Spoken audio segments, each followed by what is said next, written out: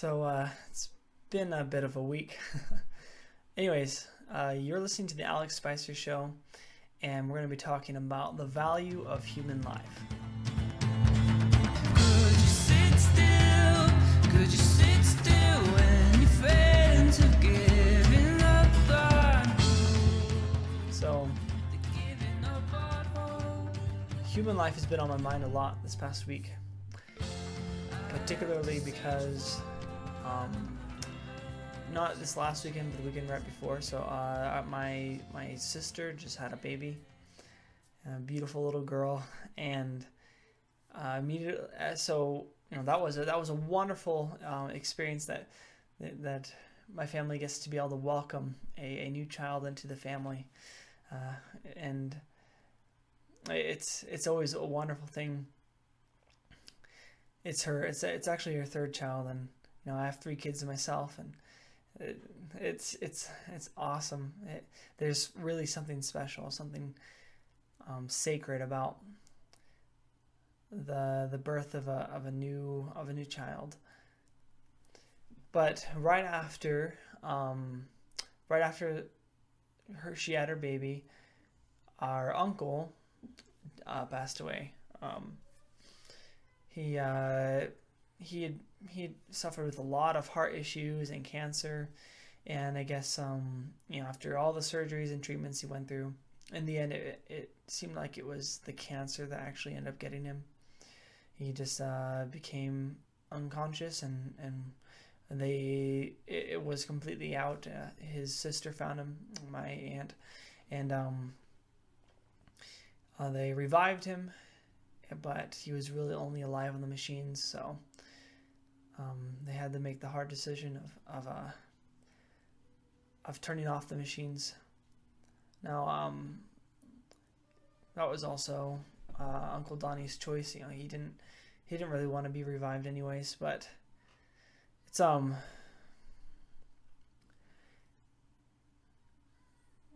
after that. After the loss of Uncle Donnie, just yesterday got a text from my father-in-law and announcing that grandma had passed away. So this is my wife's grandmother, maternal grandmother, and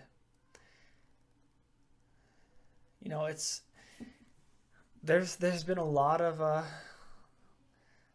things going on, a lot of loss of life, it feels like, and we get to welcome new life into this family and say goodbye to 2 others. It's not easy saying goodbye. Of course, you always wish that you had, the opportunity to spend more time with the individual that passes, to say one more "I love you," one more goodbye. It was really heartbreaking for my wife, because she had literally just yesterday, right before finding this out, had sent off a Valentine's Day card to this grandma.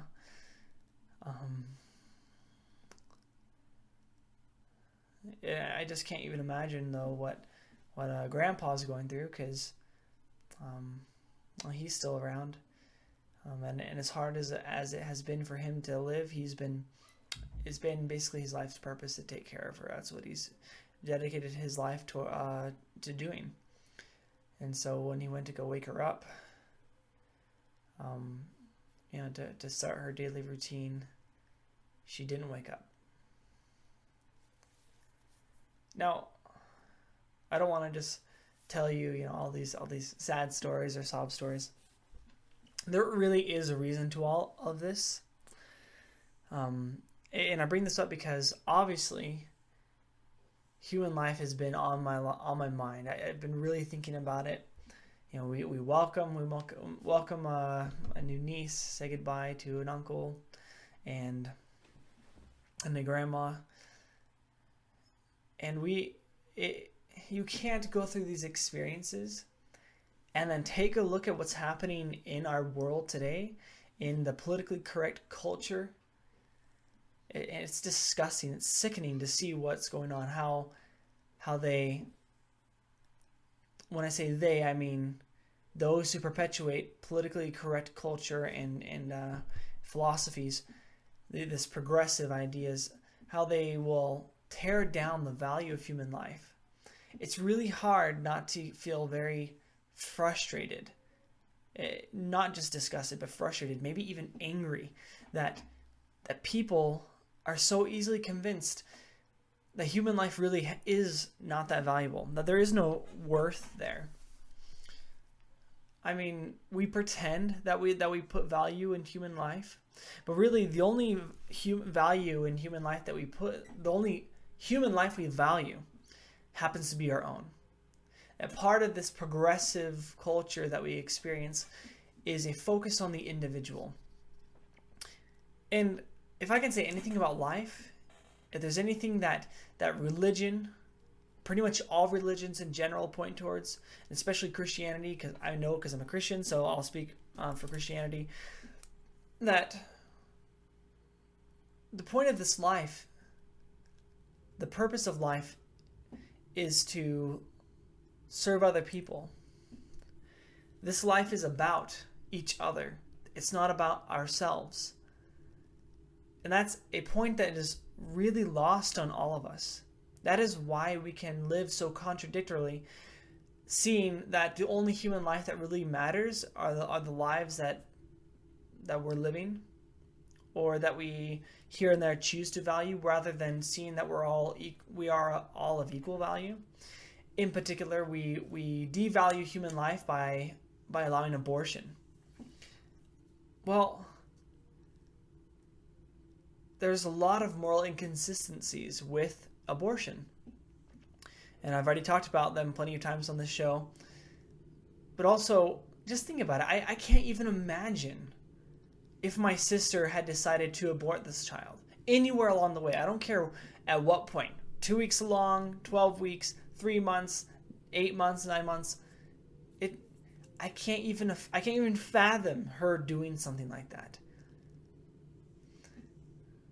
That she would be so selfish, like all these other women are, that they're all convinced, that maybe they don't fully understand, but it's still selfishness to decide that your economic status or opportunities or how sexy your body looks is more important than being responsible enough to take on to bring into the world the human life that you made the choices to create. Maybe you didn't want it. Maybe it was on accident. But you know what? You're an adult. You're responsible, and we have to be able to live outside of ourselves. Like I said, life is not about ourselves. It's about everyone else. Clearly, people who perpetuate abortion, who think it's okay, who should know better, these people, they don't value human life. They would see that, if you can, once you go into all the arguments as to why abortion is allowable, and we're not even talking about, what if someone got raped, because 99% of all abortions have nothing to do with those extreme cases. That once you look at all those arguments, you start to discover that the applications not only can be, but are currently being applied across the board. Once you can define what is a human life anymore, or even what human life is valuable enough to keep around, or when people have the right to choose for other people when their life should end. I'm not talking about your own life. I'm saying that you can decide for someone else when their life should end. That's exactly what happens with abortion. They decide for the child when that child's life should end, how valuable it is. Is it worth keeping around? I might get stretch marks. I might, maybe it'll be hard financially, economically. Maybe I might lose opportunities. I can't go to college, or whatever dumb excuse. You look at these, and people say, well, that's a dangerous thing. You have to be careful how that will be applied elsewhere. It's already being applied elsewhere. It is. It already exists elsewhere. You see this happening now with euthanasia. So there's a Catholic charity-based clinic in Belgium. They take in mentally ill people, and even though it's Catholic, the people working there have done some really things that are very much against the Catholic faith. In particular, they are euthanizing their patients. It says that, and also the Netherlands is doing the same thing, not just Belgium. And also Canada. Canada's doing the same thing. It's spreading. And just so you know, Hitler was one of the prominent guys that were, really for euthanasia of the mentally ill. Just putting in a plug here for socialism. The reason why Hitler was able to make socialism work, people always say, oh, you haven't tried true socialism, that's why it doesn't work. Well, no, he made it work. But he only made it work by getting rid of anyone he felt like were dregs upon society that would be a waste of resources. The mentally ill. Either way, so why did it become morally right to euthanize, quote, people with mental illnesses or cognitive disorders, including dementia? Because these are the people that they're euthanizing. Well, they say it's morally right because it's for the purpose of helping these patients who are suffering with suffering unbearably from any untreatable medical condition, terminal or non-terminal. And it doesn't stop there.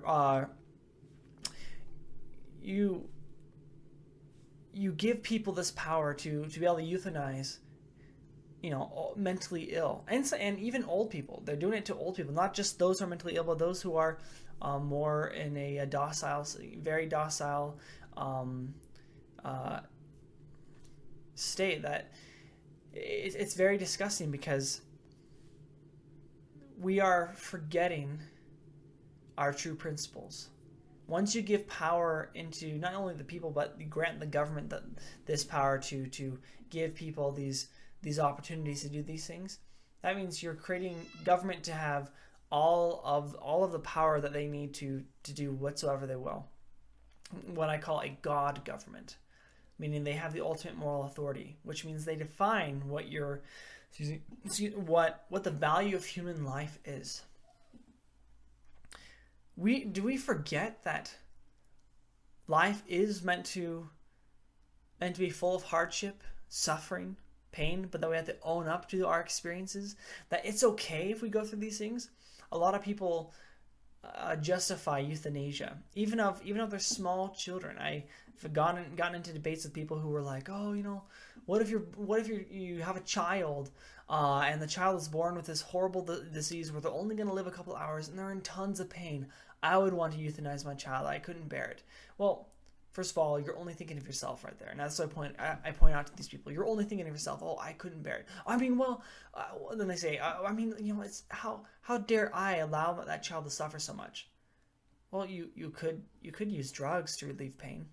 But aside from that, this excuse that we do these things so that way we are relieving suffering, we are trying to stop the pain and the problems that would result from that human life continuing. Once again, it's not only selfish, but it undoes human civil society. Once you say that, I should be able to do this because it makes life too hard for me or for that person. Well, then shouldn't I have the excuse to go around and just start killing anyone on welfare? Because really, they're ruining a lot of not only mine but overall general America's economic prosperity, because the government takes so much of our money to pay for their programs to keep them taken care of. So shouldn't I have the right to just go along and just, it's for their good. They're suffering anyways. Their life is pretty pathetic. They would be better off just not existing. And all of America would be better off, right? We would be doing so much better if we could just let them be gone. Let them be in a forever peaceful rest. because they're holding us back. All this government money that comes out of my wallet and out of millions of other Americans' wallets is being wasted on them, and then we can't use it for building better roads or having better school systems, yada yada yada. You see, that sounds really ridiculous, but that's not far off. That's where these things go. They lead there. We can't ever assume that something is too ridiculous for us to start doing just because it sounds ridiculous. We can't assume that anything is that ridiculous when there is a philosophical, applicable consistency that if you apply it here, it's going to be applied there. And no matter how far this gap is, we're closing in on this gap. Human life is extremely valuable. We believe in human beings, all human beings, regardless of race or what national origin, they are important, that they are created by God. They have unalienable rights. No one else should have the right to decide for that person when their life should end or how valuable their life is. If they want to use up their own resources or family members come together and do these things, that's okay. And it's okay that we suffer. The only way we achieve anything of good, of greatness, of goodness, is by suffering. Those who succeed and those who create the best things, who are most successful, are those who sacrifice the most. That applies to economic prosperity. That applies to happy families and happy marriages. That applies to financial stability, to even emotional stability. That applies to freedom, to America, the founding fathers and all those who fought in the war and sacrificed, who went through so much pain and suffering. They sacrificed so much and suffered so much so that we could have something better. So yeah, it's okay to sorrow. It's okay to be sad. It's all right to suffer. I just keep thinking about how, you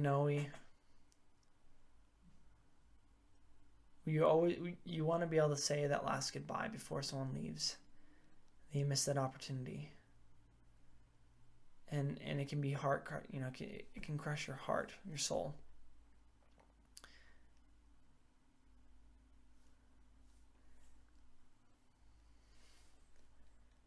Let's not dilly-dally. Let's not hold ourselves back from putting our foot down firmly and declare that human life is of the most importance and is invaluable, and that we all have equal rights, and that we don't define for each other when we're worth keeping around. Thank you so much for listening to the Alex Spicer Show. Don't forget to like, comment, and subscribe. And live free until next time.